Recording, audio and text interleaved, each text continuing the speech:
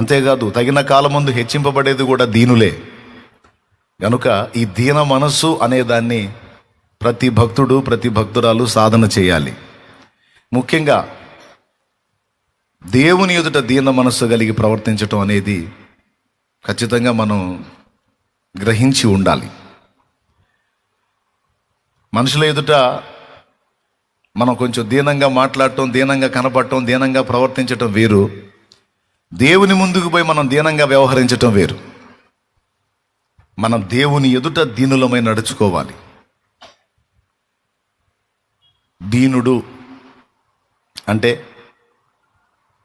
ఆదరణ లేనివాడు, సపోర్ట్ లేనివాడు, ఏమండి దిక్కు లేని దీనులు, ఏమండి ఏ దిక్కు లేనివాడు. సహజంగా దీనుడు, అరే పాపం దీనుడు రా, వాడికి ఎవరు లేరురా, అరే రే రే దీనురాలరా, పాపం ఎవరు లేరురా, అన్యాయం రా.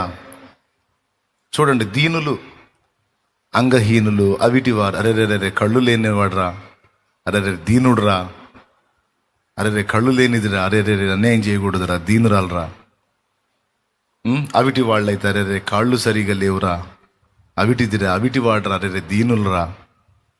అలాగే తల్లిదండ్రి లేనటువంటి అనాథలు, అరే రే అనాథలరా, దీనులరా, వాళ్ళకి ఎవరు లేరురా, అరే విధవరాలరా, అరే దీనురాలరా, పాపం ఆ పక్షాన మాట్లాడే వాళ్ళు ఎవరున్నారా, అన్యాయం రా. దీనత్వం అనే పాయింట్ మనం గుర్తు చేసుకుంటే అసలు వాళ్ళ స్థితి ఏమిటి అంటే, ఏ ఆదరణ లేని వాళ్ళు, ఏ దిక్కు లేని వాళ్ళు, ఏ విధమైన ఆశ్రయం లేని వాళ్ళు, ఏ విధమైన భరోసా లేని వాళ్ళు. సహజంగా మనం వాళ్ళని చూసినప్పుడు అయ్యో దీనులు అంటాం. అంటే ఇప్పుడు మనం అలా అయిపోవాలా అన్నయ్య దేవుని ముందు? మరి దీన మనసు కలిగి ఉండండి, దీనులుగా ఉండండి, దీనులుగా ఉండండి అంటే మనం అలా అయిపోవాలా? అంటే మన వాళ్ళందరినీ మనం కోల్పోవాలా? కాలో చేయ పోగొట్టుకోవాలా? కళ్ళు పోగొట్టుకోవాలా? భర్తను కోల్పోవాలా? తల్లిదండ్రుల్ని కోల్పోవాలా? అప్పుడేగా మరి మనం దీనులం అయ్యేది అని ఒకవేళ మీకు సందేహం వచ్చిద్దేమో. అట్లా కాదమ్మా. కాళ్ళు చేతులు నీకు బాగున్నా, కళ్ళు నీకు బాగానే ఉన్నా, దేవుని ముందు దీన మనసు కలిగి ప్రవర్తించుట అంటే ఏంటో ఒక ముక్క చెప్పి నేను తర్వాత అంశంలోకి వెళ్తాను, వినండి. నీకు కళ్ళు బాగా కనపడుతున్నాయి, ఈ ఎన్నేళ్ళు మీ బాహ్య నేత్రాలు బాగా కనపడుతున్నాయి. కానీ దేవుని ముందుకు వెళ్ళినప్పుడు, దేవా నా వెలిచూపులకు నా కళ్ళు ప్రపంచాన్ని బాగానే చూస్తున్నాయి, కానీ నా మనోనేత్రాలు గుడ్డితనంతో ఉన్నాయ్యా, నేను గుడ్డివాణ్ణి ప్రభువా, నా కళ్ళు తెరువయ్యా అని వెళ్ళేవాడు దీనుడు.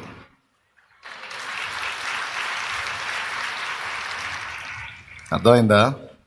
కాళ్ళు చేతులు బాగానే ఉన్నా నా నడతలు క్రమమైనవి కాదు, నా చేతలు క్రమమైనవి కాదు, నేను ఇవన్నీ కలిగి ఉన్నా ఆత్మీయ స్థితిలో అవిటివాడిని, అవిటిదాన్ని అయ్యా. మరి అందుకే ఆ పాట పాడేది నేను. గుడ్డివాడినయ్య నా కన్నులు తెరువవా, మూగవాడినయ్య నా స్వరము నీయవా. ఎంత మంచి స్వరమున్నా అది దేవుని కోసం వాడబడినప్పుడు ఆ స్వరం ఉన్నా ఆడి బతుకు మూగ బతుకే. దేవుని కోసం వాడబడని స్వరం ఎందుకండి? దేవుడు మెచ్చని స్వరం ఎందుకు? ఉన్నా వట్టితే. కుంటివాడినయ్య నా తోడు నడువవా, దావీదు కుమారుడా నన్ను దాటిపోకయ్యా, నజరేతువాడ నన్ను విడిచిపోకయ్యా. ఇప్పుడు నీవు తప్ప నాకీ లోకంలో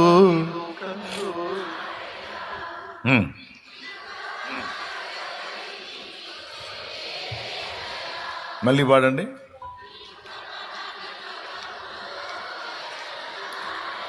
నేను మిమ్మల్ని డౌట్ అడుగుతున్నా, మీకెవరు లేరా? మీకెవరు లేరా? మరి అట్లా పాడుతున్నారు ఏందండి? నీవు తప్ప నాకు ఈ లోకంలో ఎవరున్నారయ్యా అని పాడావేంటి? పాడొచ్చా? ఇంతమంది కుటుంబాన్ని కలిగి ఉండి? కాదండి, ఇంత పెద్ద కుటుంబాన్ని కలిగి ఉండి పాడొచ్చా? పాడొచ్చు. అదే దీనత్వం. ఎంతమంది ఉన్నా ప్రభువా నీతో సాటిరారుగయ్యా. ఎవరు లేరు నాకు ఇలలో, ఆదరణ నీవేగా.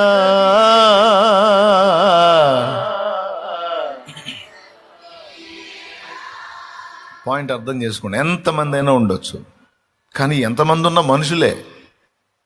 మనుషులు మనల్ని భరించలేరు, మనుషులు మనల్ని మోయలేరు.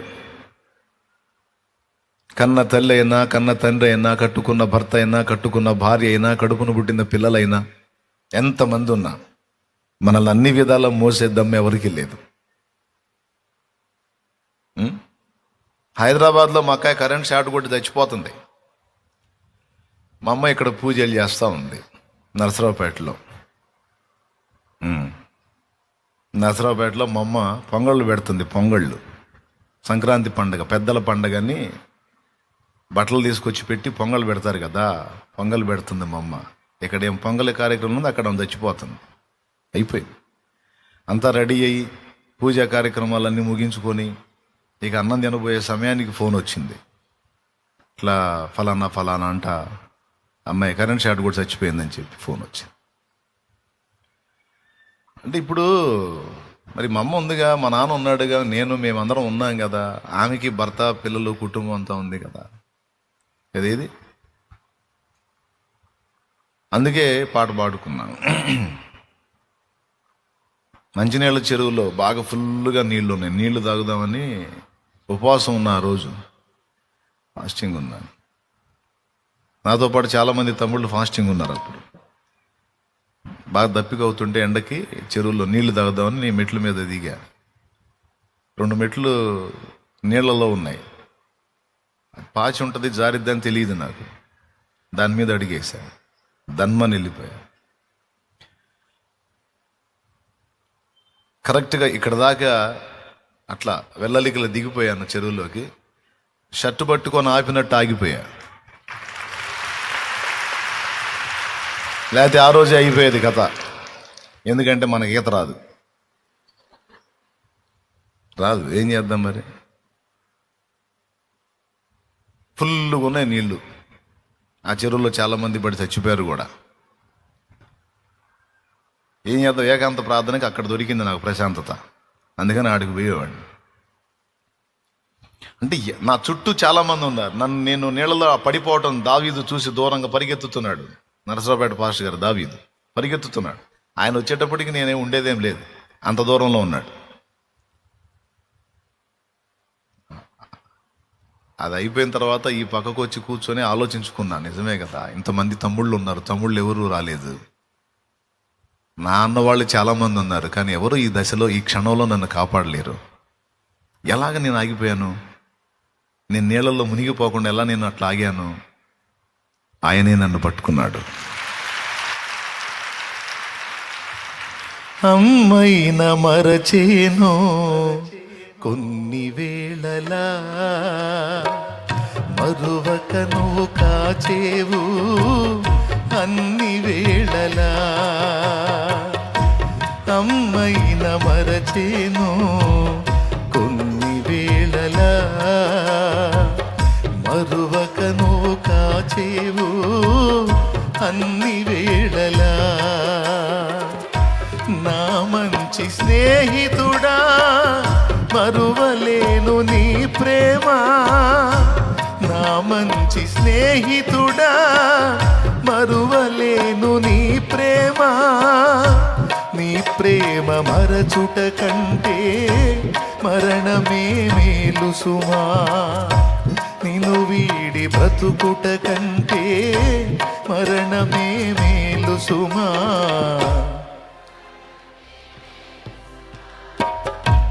యేసుని అనురాగం నిజమైన మమకారం చూపునా ఎవరైనా.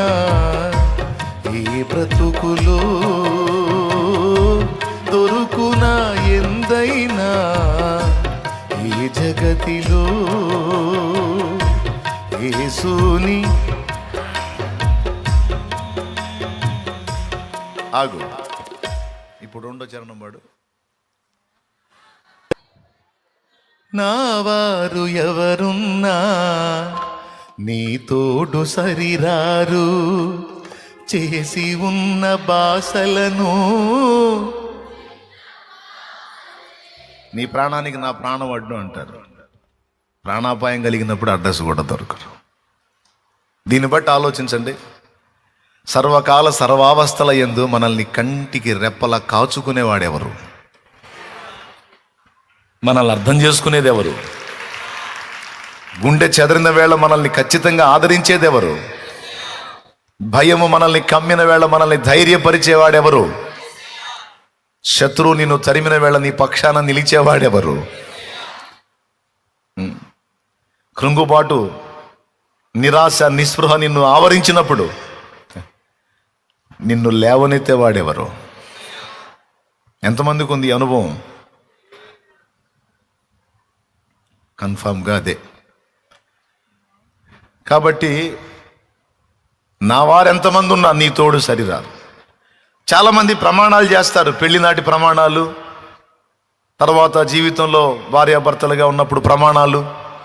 నీకోసం నేను ఉంటా, నీకోసం నేను అంత చేస్తాను, నీకోసం నేను ఇంత చేస్తాను, నువ్వంటే నాకు అంత ఇష్టం, నువ్వంటే నాకు ఎంత ప్రేమ, నువ్వంటే నాకు అది, నువ్వంటే నాకు ఇది, నువ్వంటే లవ్వు చెవులో పువ్వు అని చెప్పి చెబుతూ ఉంటారు. ఇవన్నీ ఏదో కథ నడవటానికి నాటకాలు తప్ప ఒరిజినల్గా మాట్లాడితే సరైన సన్నివేశాల్లో ఒక్కొక్కళ్ళ రంగు బయటపడిద్ది. సరైన సన్నివేశాలు రావాలి, అప్పుడు బయటపడిద్ది ఒక్కొక్కళ్ళ రంగు. ఏం చేద్దాం మరి? ఈ లోక నటన కదా, నడవాలి కదా. ఒకళ్ళనొకళ్ళు మాయ చేసుకొని బతకటం ఒరిజినల్గా మాట్లాడితే. దేవునికి స్తోత్రం. ఏమండి?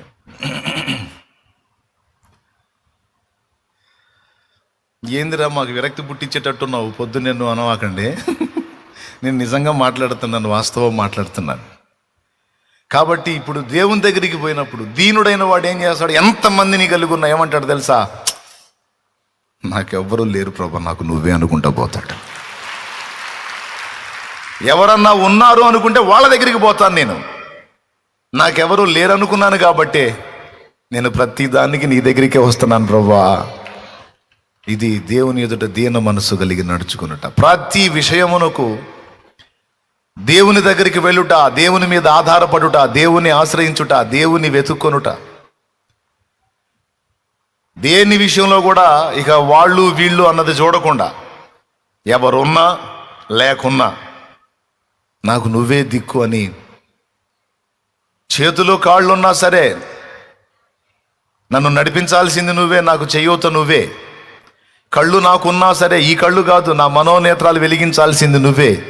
కాబట్టి నేను అన్ని విషయములలో దీనుడను తండ్రి, దీనురాలిని తండ్రి అని దేవుని ఎదుటికి వెళ్ళుట, దీన మనస్సు కలిగి ప్రవర్తించుట. రక్షణ విషయంలో నువ్వే దిక్కు, ఇహ సంబంధమైన జీవన వ్యవహారాల్లో నువ్వే దిక్కు, కృంగుబాటులో నువ్వే దిక్కు, ధైర్యం చెడిన వేళ నువ్వే దిక్కు, రోగము కలిగిన వేళ నువ్వే స్వస్థత. బలహీనత వచ్చింది, డబ్బంటే పెడతారు, రోగాన్ని తగ్గిస్తారా? డాక్టర్ చేతులు ఎత్తేసాడు అనుకో, బెడ్ మీద గుట్టకొట్లాడుతుంటే నిలబడి చూస్తారు, ఏడుస్తారు తప్ప ఇంకేం చేయలేరు. అదే ఏసై అనుకో, లే అన్నాడంటే లెగుస్తావు నువ్వు.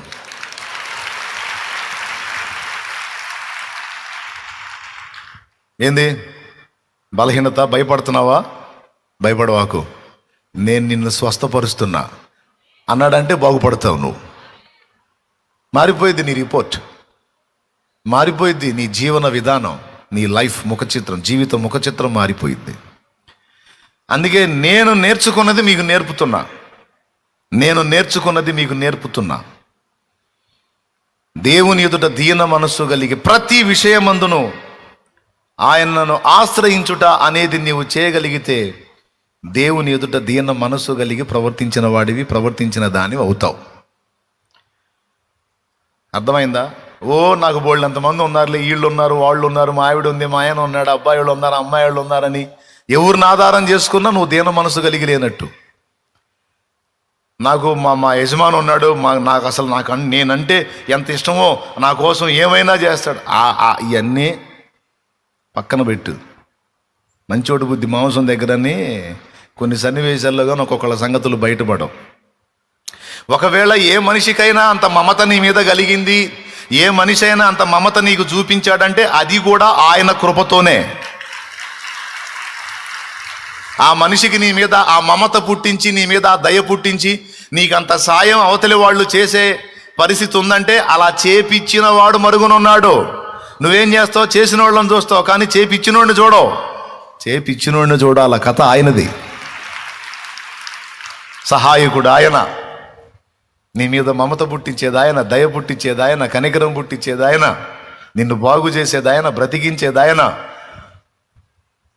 నాకు భలే సమస్య వచ్చిందన్న మా అన్నయ్య సడన్గా వచ్చి భలే ఆలోచన చెప్పాడు నాకు. అసలు భలే ఐడియా చెప్పాడు మా అన్నయ్య.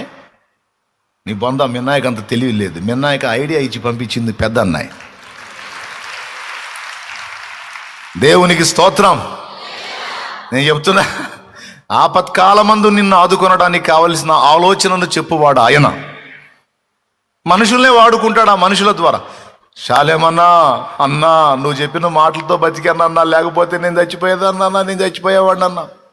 వందనాలు తమ్ముడా, వందనాలు చెల్లెలా. అసలు నువ్వెవరో శాలేమన్నకు తెలుసా? నీకేమన్నా ఆయన ఫోన్ చేసి ఆ మెసేజ్ పెట్టాడా నీకు? ఫుల్ మెసేజ్ విన్నావో, షార్ట్ మెసేజ్ విన్నావో? నువ్వున్న ఆ పరిస్థితుల్లో శాలేమన్న నిన్ను గుర్తెరిగి శాలేమన్నే నీకు పంపించాడా? అది కాదు. పరమశాలేమురాజు చూశాడు నిన్ను. పరమశాలేమురాజు చూశాడు నిన్ను. మహానుభావుడు ఆయన చూశాడు. నీ కృంగుబాటు, ధైర్యం చెడిన నీ స్థితి, వేదన, నువ్వు చేసుకుంటున్న ఆత్మహత్య ఆలోచన, ఇవన్నీ ఆయన చూశాడు. చూసి ఈ మనిషికి సరిపోయినటువంటి మాట ఏదైతే ఉందో ఆ మాట నా నోట పలికించింది ఆయనే. అది నీ దగ్గరకు వచ్చేటట్టు చేసింది ఆయనే. మరుగునుంటాడండి, ఏమీ తెలియనట్టు మరుగునుంటాడు. అసలు నాకేం సంబంధం లేదన్నట్టు మరుగునుంటాడు. మొత్తం కథ అంతా ఆయనే చేస్తాడు. ఇదిరా తల్లి అసలు విషయం, అదిరా తల్లి, అదమ్మా. ఇప్పుడు చెప్పండి అమ్మా, ఎవరమ్మా? సర్వకాల సర్వావస్థల యందు కంటికి రెప్పలా నిన్ను కాచుకుంటుంది ఎవరమ్మా? చాలేమన్నా. కోటం అయిపోయిందంటే అడ్రస్ కూడా చెక్కాడు. అన్నా అంటే ఇక్కడ చంపాడు పడి. మరి అందరికీ సమాధానం చెప్పాలంటే ఇక అందరూ కూర్చోబెట్టి నన్ను మీరు ప్రార్థన చేయాల్సి వచ్చింది. అందరితో మాట్లాడి ప్రార్థన చేసి అడ్డం పడతాను నేను. ఇక మీరు కూర్చోబెట్టి ప్రభువా నీ దాసుని యేసు నామములో లేపునాయనని ప్రార్థన చేయాల్సి వచ్చింది. నేను ఎక్కడ తట్టుకుంటానండి ఇన్ని వేల మందిని? ఇంతమందిని కాదు, ఇంకా ఇంతమందిని కాదు, ఇంకెంతమందినైనా మోయగలిగిన వాడు ఆయన.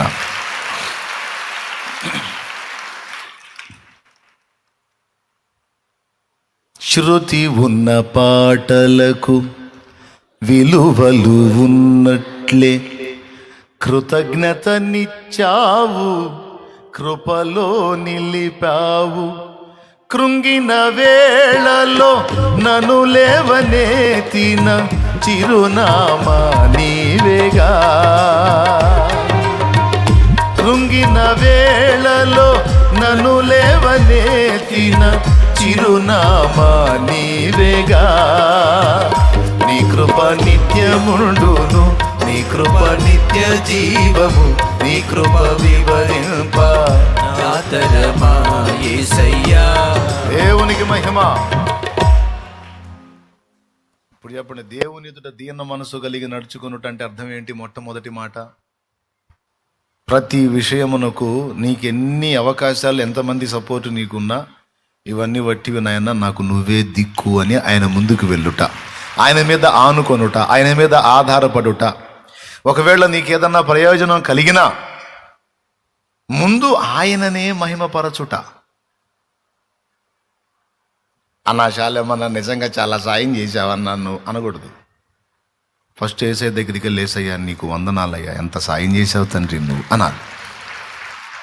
ఏ ప్రయోజనం నువ్వు పొందినా, ఏ మేలు పొందినా, మొదట ఆ మనిషిని వాడుకొని నీకు సాయం చేసింది నా తండ్రి కనుక, నా ప్రభువు కనుక మొదటి స్తుతి, మొదటి మహిమ, ఘనత, ప్రభావం నా ప్రభువుకే చెందాలి. అది దీన మనసు కలిగి ఆయన ఎదుట ప్రవర్తించుట. మైకేల్ ఫారడే కనుగొన్న సిద్ధాంతాన్ని బట్టి రాజు ప్రశంసించి ఆయనను గూర్చి పొగడి పొగడి మాట్లాడుతుంటే స్టేజి మీద లేడు మైకేల్ ఫారడే. రాజు ప్రశంసించి మాట్లాడుతుంటే మైకేల్ ఫారడే లేడు అక్కడ. అది చూడండి ఆ ఫోటో.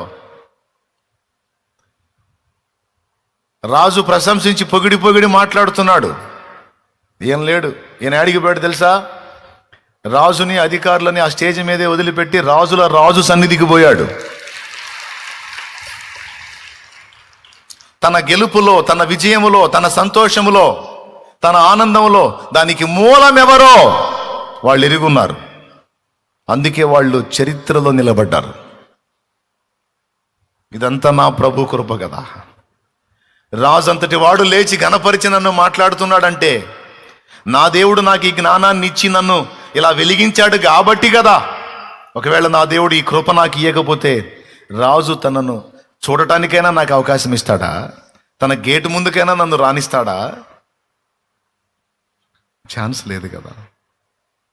కానీ భూరాజులు నన్ను మహిమపరిచేటట్టు చేసింది నా యేసయ్య. ఆయన రాజుగారు మాట్లాడుతుంటే చర్చికి పోయాడు ఆయన.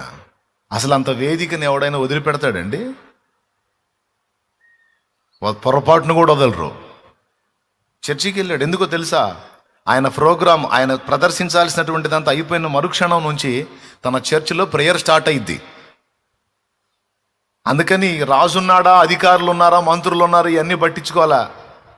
అందరిని అక్కడే పడేసి ప్రభు దగ్గరికి వెళ్ళి కూర్చున్నాడు మందిరంలో. ఎంతమంది చేస్తారు అట్లా? ఎంతమంది చేస్తారండి? చర్చి ఎక్కడికి పోయింది, పాస్టర్ ఎక్కడికి పోతాడు, యేసుప్రభు ఎక్కడికి పోతాడు, రాజు దగ్గర ఛాన్స్ వచ్చిద్దా? మీరైతే వదులుతారు, మనమైతే వదులుతాం. Next week పోతాలే. పొరపాటున భార్య అడిగింది అనుకో, ఏమయ్యా చర్చి కదా ఈరోజు ఆదివారం, నువ్వు ఆడ కూర్చుంటే ఎట్ట, మరి చర్చికి పోవద్దు అందనుకో. చర్చి వారం వారం వెళ్తున్నాగా, వారం వారం ఉంటుంది, ఆడికి పోదు. అక్కడ ఎవరు? మంత్రి గారు, రాజుగారు. ఏందనుకున్నా? అసలు ఆ స్టేజి మీద నీ భర్త కూర్చోవటమే ఒక ధన్యత. పో పండగ చేసుకోపో, నువ్వు పో చర్చికి, నేను రాను, ఈసారి వారం వస్తాలే పో అనే టైప్ మైండ్లు అనే టైప్ మైండ్లు అండి మనయే. అదే కాదు, దేవుని ఎదుట దీన మనసు కలిగి నడుచుకొనుట. అంతగా ఇతరులు ఘనపరిచే స్థితి నాకు వచ్చింది అంటే ఇది నా దేవుని దయా దానమని ఎరిగి ఆయనను మహిమపరచుట. వెళ్ళిపోయాడు. రాజుల ముందు అతడు దీనుడుగా లేడు, రాజుల ముందు సవాల్కరంగానే ఉన్నాడు. కానీ రాజాది రాజు ముందుకెళ్ళి తన దీనత్వాన్ని ప్రదర్శించాడు. ఇదండి దీన మనసు కలిగి దేవుని ఎదుట ప్రవర్తించటం. అంతేగాని నీరసం రోగుల్లాగా బాగున్నారా, ఏమిటి సంగతి, నేను దీనుణ్ణి, పెద్దగా మాట్లాడను,